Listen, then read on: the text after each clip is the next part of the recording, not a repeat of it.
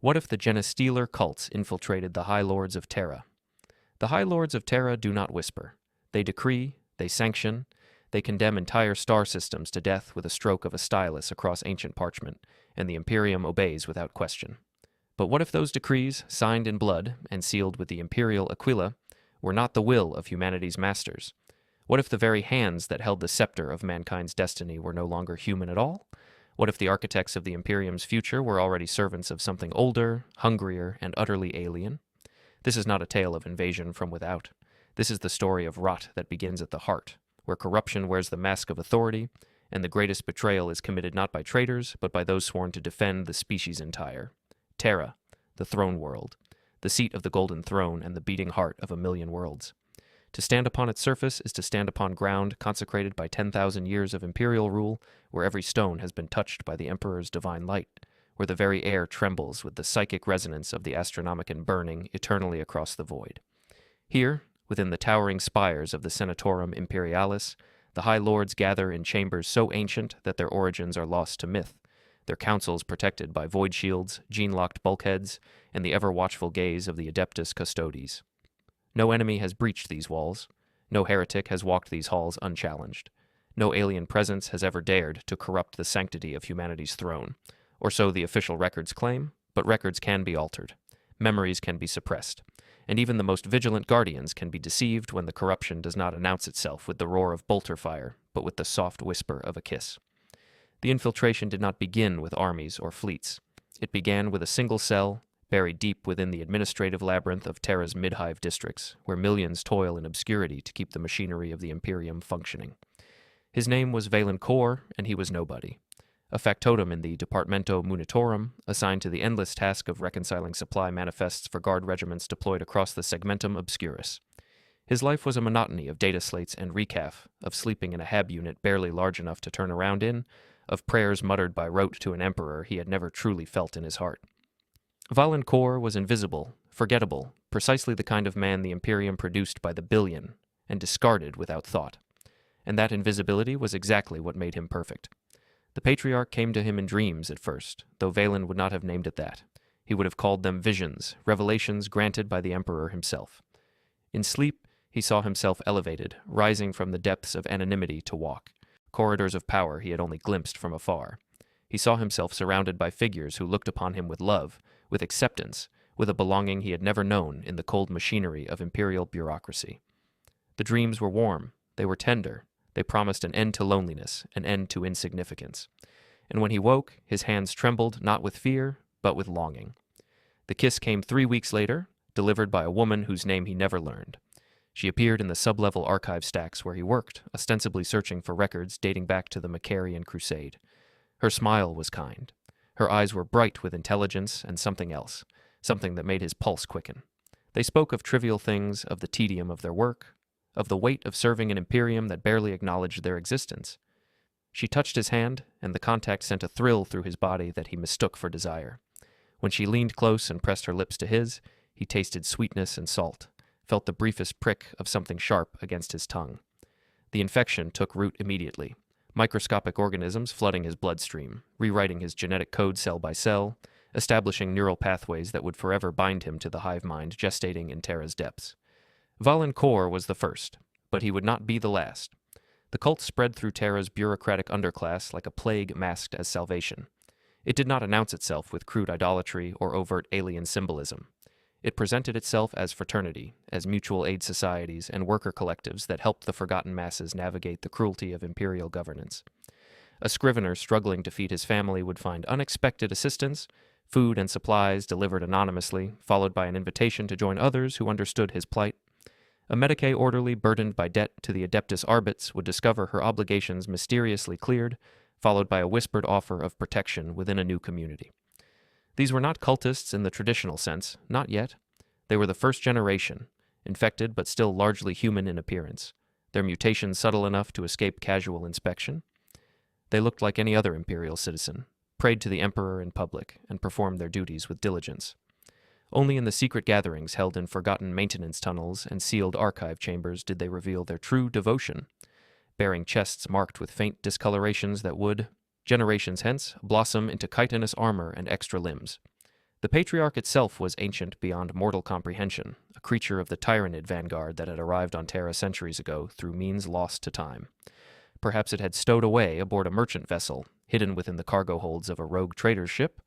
Perhaps it had been carried in the belly of a Genestealer that infiltrated during the chaos of the War of the Beast, surviving the purges that followed. The truth mattered less than the result. For generations, it had lurked in the deep hive strata, in the archaeo tunnels beneath the Senatorum, where even the Adeptus Mechanicus feared to tread, spaces so old that they predated the Unification Wars, remnants of Terra's dark age of technology. Here, in absolute darkness, it had fed on vermin and the occasional lost soul, growing strong, patient, waiting for the moment when it could begin its true work. And when that moment came, when the psychic tendrils of its will reached upward through layers of rockcrete and adamantium, it found minds ready to receive its call. The cult's early growth was exponential, but carefully controlled. The Patriarch's psychic influence was subtle, a whisper rather than a shout, encouraging caution and discretion among its children. Members were instructed to maintain their Imperial identities, to excel in their duties, to draw no attention that might invite scrutiny from the Inquisition or the Arbites. When promotions came, they were accepted with feigned humility. When opportunities arose to recommend fellow cultists for positions of trust, they were seized with calculated patience. A contaminated scrivener became a senior clerk. A tainted medici rose to chief of staff in a minor hospitaller. An infected enforcer earned commendation after commendation until he commanded his own precinct house. Each advancement was small, unremarkable in isolation, but together they formed a web of influence that spread upward through the lowest tiers of Terra's administrative apparatus. The true genius of the infiltration lay in its targeting. The cult did not waste resources attempting to convert the powerful directly. The High Lords themselves were too well protected, too scrutinized, their lives monitored by servo-skulls and suspicious rivals who would notice any change in behavior or demeanor. The Adeptus Custodes maintained constant vigilance over those who wielded supreme authority, their gene-enhanced senses capable of detecting the slightest biological or psychic aberration. No, the cult understood that power in the Imperium did not rest solely in the hands of those who sat in the Senatorum. True power resided with those who controlled information, who drafted the orders the High Lords signed, who maintained the records and files and databases that underpinned every decision made at the highest levels of governance. The cult infiltrated the machinery of bureaucracy itself, positioning its members as aides, secretaries, record-keepers, and adjutants to those who truly mattered. Valencourt, the first infected, became a case study in patient advancement. His work in the Departamento Munitorum was exemplary, his manifest reconciliation so precise that he earned the attention of senior administrators. Within 5 years, he was promoted to subsector coordinator. Within 10, he was advising prefects on logistics for entire crusades. His recommendations were always sound, his loyalty to the Emperor unquestioned, his devotion to duty beyond reproach. No one suspected that his greatest loyalty was not to the Golden Throne, but to the thing that slumbered far below it, the presence he felt constantly at the edge of his thoughts, guiding him with wordless urges and flashes of insight that he interpreted as divine inspiration. When he whispered suggestions to his superiors, they heard the voice of reason. They did not hear the Patriarch speaking through him, shaping Imperial policy one small decision at a time. The second generation emerged within the first 2 decades of the cult's establishment. These were the children of the infected, born with more pronounced mutations that marked them as hybrids. Their foreheads were too prominent, their limbs too long, their eyes too wide and dark. They could not walk freely in Terra's upper hive, where their deformities would invite immediate violence from the pious masses. But in the deep hive, where mutants and abhumans had always existed on the fringes of Imperial society, they found refuge. The cult established enclaves in the underhive regions, claiming abandoned manufactorum complexes and sealed waste reclamation districts. Here, the second generation grew strong, training in secret, preparing for the day when their kind would no longer need to hide. They were stronger than baseline humans, faster, more resilient. They could survive in conditions that would kill ordinary men. And they worshipped the Patriarch with a fervor that bordered on madness, their hybrid nervous systems perfectly attuned to its psychic commands. The cult's doctrine was a perversion of Imperial faith so subtle that it could pass for orthodox belief among the uninitiated. Members still prayed to the Emperor. They still spoke of his divinity, his sacrifice, his eternal vigil. But in their secret liturgies, the meaning shifted. The Emperor was not the master of mankind, but the father of all. And like any father, he wished for his children to evolve, to transcend the limitations of frail human flesh.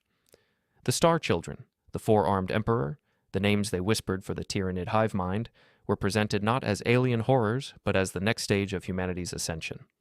The Great Devourer was not coming to destroy. It was coming to uplift, to bring unity, to merge all consciousness into a glorious singularity where pain and suffering would cease to exist. This was not heresy, the cult preached. This was the Emperor's true vision, hidden from the masses who were too weak to comprehend it. Only the chosen, the infected, the beloved children of the Patriarch could understand and embrace the coming transformation. The cult's influence reached its first critical threshold 30 years after Valancourt's infection, when one of its members achieved a position of genuine significance. Her name was Seraphine Vex, and she was third generation, appearing almost entirely human, save for a faint purple tint to her eyes and an unusual flexibility in her joints. Her grandfather had been infected in the cult's early days, her father a dedicated second-generation warrior who had died defending the Underhive enclaves from a Arbite's purge. Seraphine was brilliant, driven by grief and purpose in equal measure. She entered the Administratum's diplomatic corps as a junior translator, her talent for languages and cultural analysis quickly setting her apart. Within a decade, she was advising sector governors on negotiations with Xeno's minorities within the Imperium's borders. Within 2, she was serving as attaché to the Master of the Astronomican's staff, a position that placed her within the inner workings of Terra's most critical institutions. Seraphine's position was perfect for the cult's purposes. The Master of the Astronomican, one of the 12 High Lords, commanded the psychic beacon that made interstellar travel possible, a responsibility that required coordination with the Adeptus Astra Telepathica, the Navis Nobility, and countless other organizations. The bureaucratic complexity was staggering, requiring hundreds of staff to manage schedules, communications, and logistics. Seraphine inserted herself into this machinery with the precision of a surgical blade, becoming indispensable to her superiors through sheer competence and tireless dedication. She volunteered for the most tedious tasks, the overnight shifts, the emergency assignments that others avoided. She memorized every protocol, every security clearance, every name and face in the Master's extensive retinue. And when opportunities arose to recommend candidates for vacancies, she offered suggestions that her superiors gratefully accepted, never realizing that each recommendation carried the Patriarch's blessing. The cult's strategy was to create redundancy and resilience in its network. If one member was discovered and purged, a dozen others would remain in place, ready to continue the work. Information flowed through the network constantly, conveyed through dead drops in abandoned chapels, encoded messages hidden in seemingly routine administrative reports, and face-to-face meetings in locations swept clean of surveillance. The Patriarch itself rarely manifested directly, its psychic presence too powerful to risk detection by the Adeptus Astra Telepathica's sentinels, who constantly monitored Terra for signs of demonic corruption. Instead, it communicated through dreams and instincts, planting ideas in the minds of its children and trusting them to interpret and execute its will. The result was a distributed intelligence, a hive mind that operated with the appearance of independent human action, making it nearly impossible to detect through conventional means. The first true crisis came in the cult's 4th decade, when an inquisitor of the Ordo Xenos arrived on Terra investigating reports of Genestealer activity on a nearby hive world. His name was Thaddeus Krenko, a veteran of 3 centuries of alien extermination campaigns, a man whose paranoia was matched only by his competence. Krenko's investigation had led him to intercept a merchant vessel bound for Terra, where he discovered hidden chambers filled with 4th-generation hybrids in cryogenic suspension.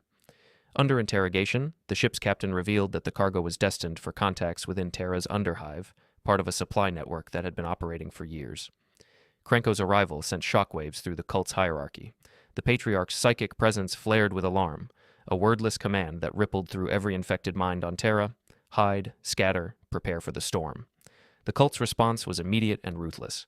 Members in positions of authority began subtly sabotaging Krenko's investigation. Records he requested were delayed or lost. Witnesses he sought to interview disappeared or recanted their testimony.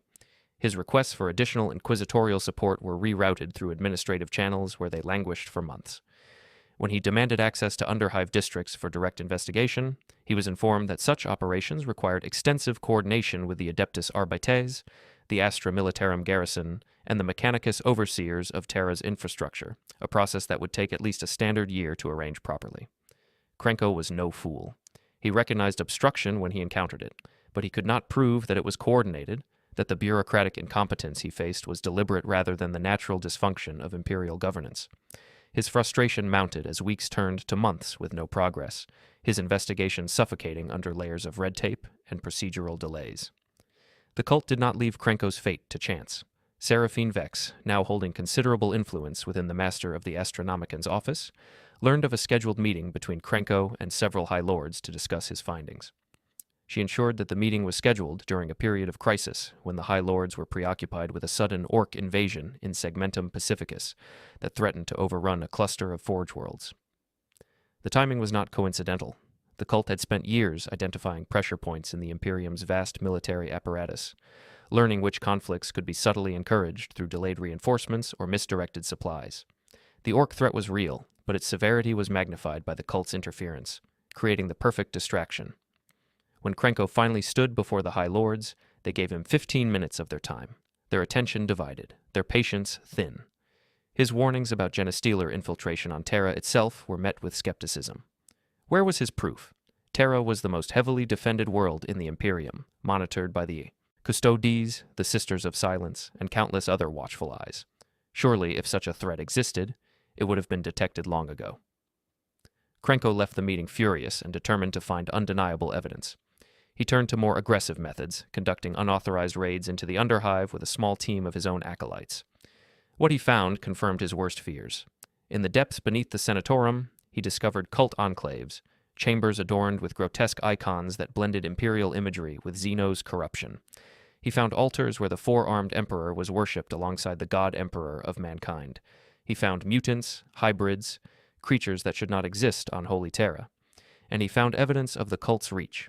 Data slates containing encrypted communications that reference positions within the Administratum, the Departmentum Munitorum, even the offices of High Lords themselves. But before he could transmit his findings, the cult struck. Krenko's team was ambushed in the deep tunnels by second-generation hybrids, creatures of terrifying speed and strength who tore through his acolytes with claws and improvised weapons. Krenko himself survived only by triggering an emergency teleport beacon, a one-use device that transported him directly to an inquisitorial safehouse on the other side of Terra. He arrived alone, wounded, clutching data slates that contained evidence of the cult's existence, but nothing that directly implicated the Administratum's upper echelons. The cult's response to Krenko's raid was swift and calculated. Within hours, Arbite's units descended on the locations he had discovered, finding the enclaves abandoned, the altars destroyed, all evidence of occupation removed with inhuman efficiency. Official reports concluded that Krenko had stumbled upon a minor Underhive gang engaged in typical mutant idolatry, a problem that was regrettable but hardly unprecedented on a world of Terra's size and complexity. The encrypted data slates he possessed were examined and declared corrupted, their contents unrecoverable. Krenko's credibility was quietly undermined through whisper campaigns and carefully placed rumors suggesting that his centuries of Xeno's hunting had left him paranoid, seeing conspiracies where none existed. He was not formally censured, but his requests for further resources were denied, his authority to operate on Terra quietly revoked. Within a year, he departed the throne world to pursue other investigations, his warnings about infiltration filed away in archives where they would be forgotten. The cult had survived its first true test, but the experience taught it valuable lessons. The Patriarch's psychic guidance shifted, emphasizing the need for greater penetration into the highest levels of power. It was no longer enough to control the machinery of bureaucracy. The cult needed voices within the Senatorum itself, representatives who could shape policy directly rather than merely influencing it from below. This was a dangerous escalation, one that risked exposure if executed carelessly. But the Patriarch was patient, and its children were devoted. Over the following decades, the cult began the slow, delicate process of placing its members on paths that could lead to the Senatorum's innermost chambers. The breakthrough came through the Administratum's own structure. The Imperium's vast bureaucracy was a labyrinth of departments, sub-departments, offices, and bureaus, each jealously guarding its authority and prerogatives. Competition among ambitious administrators was fierce, and competence alone was rarely enough to secure advancement. Success required patronage, political acumen, and the ability to navigate the treacherous currents of imperial politics. The cult excelled at this game. Its members supported each other with absolute loyalty, forming voting blocs and alliances that propelled chosen candidates upward through the ranks. They identified and exploited weaknesses in rival factions, using blackmail, bribery, and occasionally assassination to remove obstacles. They were patient, willing to wait decades for a single promotion, understanding that the ultimate prize was worth any sacrifice. Seraphine Vex became the cult's greatest success story. Through a combination of brilliance, ruthlessness, and the Patriarch's subtle guidance, she rose to become the master of the Astronomican's chief of staff, a position of immense informal power. She controlled access to one of the Imperium's most important figures, managed his schedule, briefed him on critical issues, and drafted many of the orders he issued. She was careful never to overreach, never to push too hard on any single issue. Her advice was always sound, her loyalty seemingly unshakable. But in subtle ways, she shaped the Master's decisions, encouraging policies that benefited the cult's long-term goals. Supply routes were adjusted to favor worlds where the cult had established footholds. Security protocols were relaxed in ways that seemed reasonable but created exploitable vulnerabilities. And when the Master himself eventually died, succumbing to the immense psychic strain of maintaining the Astronomicon, Seraphine was perfectly positioned to influence the selection of his successor. The selection of a new High Lord was a process fraught with political intrigue. The remaining High Lords convened in secret session to debate candidates, their deliberations influenced by countless factors including personal relationships, factional allegiances, and assessments of competence. Seraphine, working behind the scenes, orchestrated a campaign of support for a candidate she knew to be pliable, a man named Corvus Talman, who had served with distinction in the Adeptus Astra Telepathica but lacked the political instincts to navigate the Senatorum's treacherous waters. Talman was not infected, not part of the cult, but that was precisely the point.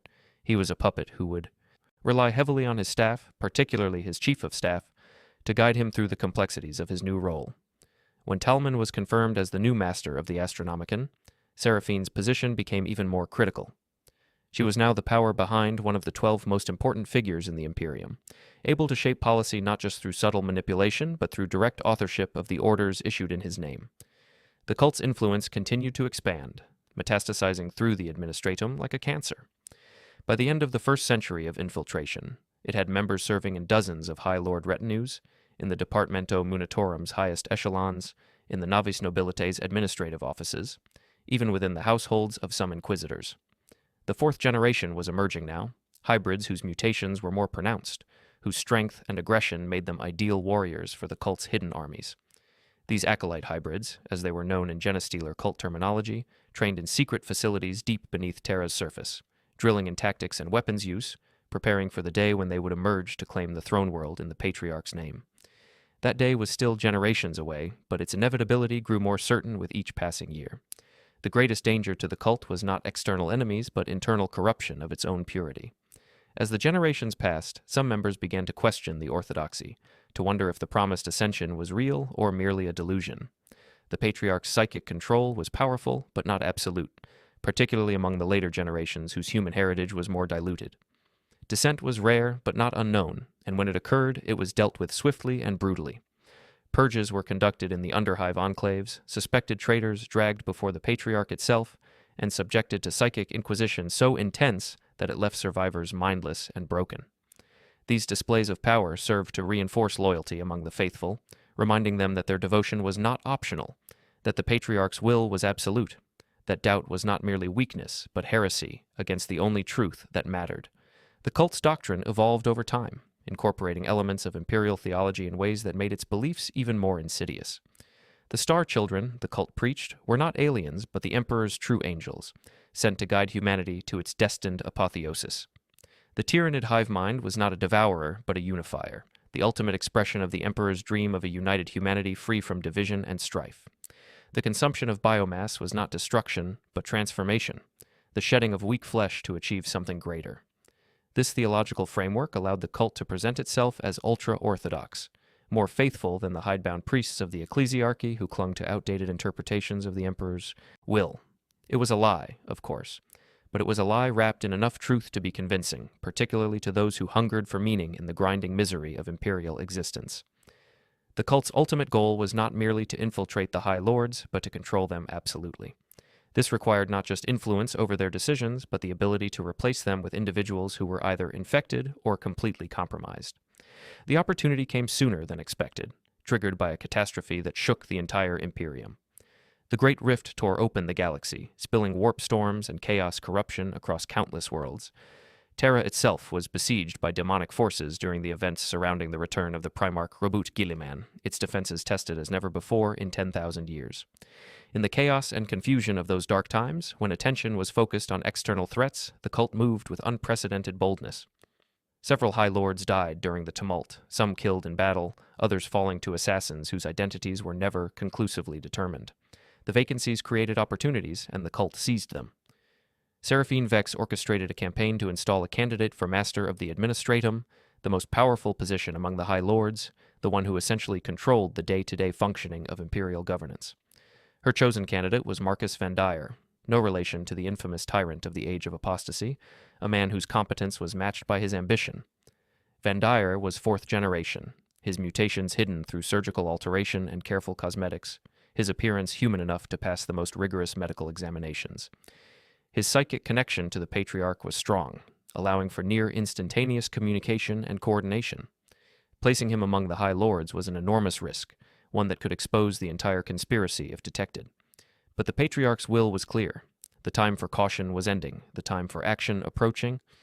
Vandyre's elevation to Master of the Administratum was achieved through a combination of political maneuvering and outright murder. Rivals were eliminated through poisoning, accidents, and incidents blamed on lingering chaos corruption from the recent invasions. Allies were cultivated with promises of power and position, their support secured through blackmail and bribery. When the vote was finally held in the Senatorum, Vandyre won by a narrow margin, his confirmation celebrated as a victory for administrative competence over political favoritism. The irony was not lost on those few cult members who understood the full scope of what had been achieved. For the first time in Imperial history, an alien hybrid sat among the High Lords of Terra, wielding authority over 1,000,000 worlds, shaping the destiny of humanity itself. And no one suspected, no one knew. Vandyre's tenure as Master of the Administratum began with a series of reforms that were widely praised as necessary modernizations. He streamlined supply chains, eliminated redundant bureaucratic processes, and increased efficiency in ways that benefited the Imperium's war efforts. But beneath these beneficial changes were subtle alterations that served the cult's interests. Security protocols were adjusted, creating blind spots in surveillance systems. Personnel assignments were modified, placing cult members in critical positions throughout the Administratum's vast structure. Most insidiously, Vandyre began to centralize power, concentrating authority in his own hands and the hands of trusted subordinates, all of whom were either infected or utterly compromised. He justified these changes as necessary to respond to the crisis posed by the Great Rift, arguing that the Imperium needed decisive leadership, not endless committee deliberations. His arguments were convincing, particularly to those who had witnessed the paralysis and dysfunction that often plagued the High Lords' councils. The Adeptus Custodes grew suspicious. These golden giants, the Emperor's personal guardians, possessed senses beyond mortal comprehension. They could detect subtle changes in behavior, minute biological anomalies, the faintest traces of psychic corruption. Several began to investigate Vandyre discreetly, watching him during council sessions, analyzing his decisions for patterns that might reveal ulterior motives. But Vandyre was careful, his actions always defensible, his demeanor always appropriate. The Patriarch's influence helped him maintain perfect control, suppressing the alien impulses that might otherwise betray his true nature. And when the Custodes pressed too closely, accidents occurred. A Captain General's suspicions were deflected by a crisis that demanded his attention elsewhere. An investigator pursuing leads into the Underhive vanished during a raid, his body later found in circumstances suggesting death at the hands of common criminals. The Custodes were powerful, but they were not omniscient, and the cult had spent a century learning how to evade even their vigilance. The true horror of the infiltration became apparent only to those few who glimpsed the larger pattern. Scattered across Terra, in positions of minor and middling authority, were hundreds if not thousands of cult members, all coordinating their efforts through the Patriarch's psychic network. They controlled supply depots and armories. They managed personnel records and security clearances. They drafted orders and forged documents. They were the invisible hands that made the Imperium function, and now those hands were alien, guided by a will that sought not humanity's preservation, but its consumption. The thought was almost incomprehensible in its implications. If the cult could infiltrate Terra itself, what of the rest of the Imperium? How many other worlds had fallen to similar corruption, their populations slowly converted, their leaders replaced, all while maintaining the appearance of loyalty? The Tyranids did not need to conquer the Imperium through direct assault. They could devour it from within, one world at a time, until nothing remained but a hollow shell waiting for the hive fleets to arrive and consume what little was left. The Patriarch grew bolder with each passing year. Its psychic presence began to manifest more openly in the Underhive, appearing in visions to its children, speaking in voices that echoed in their minds with crystalline clarity. It promised them that the day of ascension was approaching, that soon the Star Children would arrive to claim Terra, that the faithful would be rewarded with transformation into something greater than mere flesh. The cult's sermons grew more fervent, their liturgies more elaborate, their devotion bordering on ecstatic madness. They sang hymns that blended imperial battle chants with Xenu's glossolalia, the words meaningless to outsiders but pregnant with significance to those who heard with minds attuned to the hive. They performed rituals that involved the consumption of sacred substances, biological compounds derived from the patriarch's own body, ingesting pieces of their god to strengthen their connection to the greater whole. The line between worship and possession blurred until it ceased to exist. The day of ascension, as the cult understood it, would not come through their efforts alone. It would come when the hive fleets arrived, drawn by the psychic beacon of the patriarch's call, a summons that would guide the great devourer to Terra itself. The infiltration was not an end, but a means, a preparation to ensure that when the Tyranids arrived, Terra's defenses would be compromised, its leadership paralyzed, its people divided and confused. The cult's role was to be the vanguard, the infection that weakened the host, making it vulnerable to the killing blow. And with a high lord among their number, with members throughout the administratum and other critical institutions, they had the capacity to inflict catastrophic damage when the moment came. Supply lines could be sabotaged, military deployments could be misdirected, communications could be disrupted. The Imperium's response to the invasion would be slow, confused, fatally compromised. But the plan was not without risks. The more the cult revealed itself, the greater the chance of exposure. Every bold action increased the likelihood that someone would notice the pattern, that the scattered pieces of evidence would coalesce into a picture too horrifying to ignore. The Inquisition maintained constant vigilance, its agents operating throughout the Imperium, hunting heresy and Xeno's corruption with fanatical dedication. The Grey Knights, the Imperium's ultimate weapon against demonic threats, had obliterated entire worlds to prevent chaos contamination from spreading. If the cult's presence on Terra was definitively proven, the response would be apocalyptic. The Epoith, Custodes would purge the throne world with fire and sword, killing millions if necessary to root out the infection. The political consequences would be catastrophic, but the Imperium would not hesitate. Terra could not be allowed to fall. Seraphine Vex understood the precariousness of their position better than most. She had spent decades in the heart of Imperial power, had seen firsthand the ruthlessness with which threats were eliminated. She counseled patience, urged the Patriarch to restrain its children from premature action. But the Patriarch's patience was wearing thin. It had waited for more than a century, had guided its progeny through generations of careful infiltration, and now it hungered for the culmination of its work. The psychic call it sent into the void grew stronger each year, a beacon that stretched across the warp, reaching out to the hive mind with a single message: come, devour, consume. And somewhere in the darkness between the stars, something heard, something responded. The hive fleets were coming, their approach still years or decades away but inevitable, drawn inexorably toward Terra by the Patriarch's summons.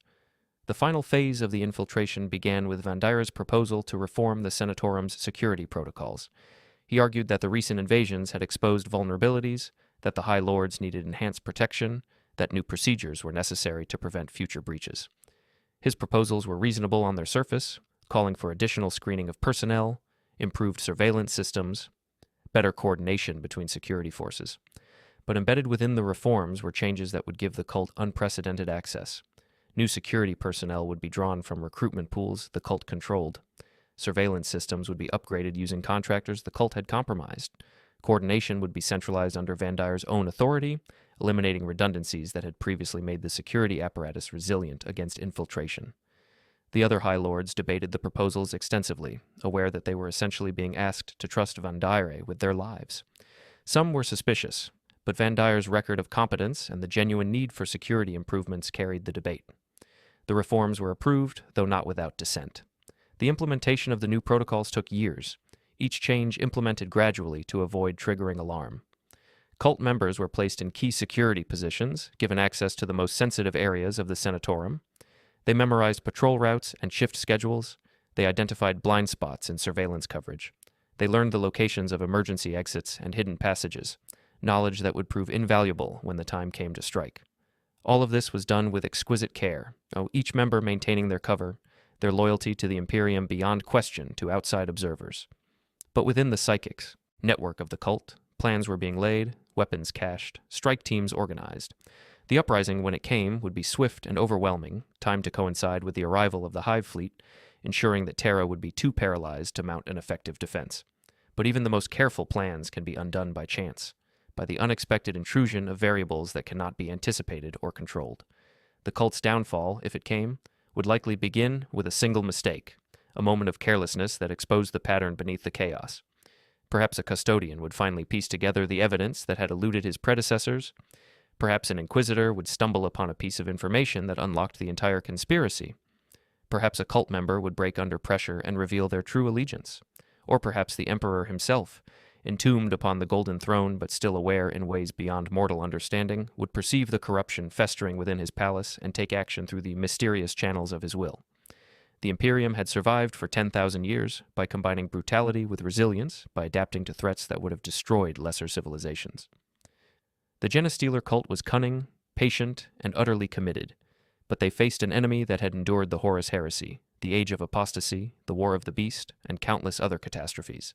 The outcome was not certain. Seraphine Vex stood in her private chambers deep within the Senatorum, gazing at a hololithic display showing Terra from orbit. The world glowed with the light of billions of souls, all of them unaware that their leaders were compromised, that their future was being decided by forces they could not comprehend.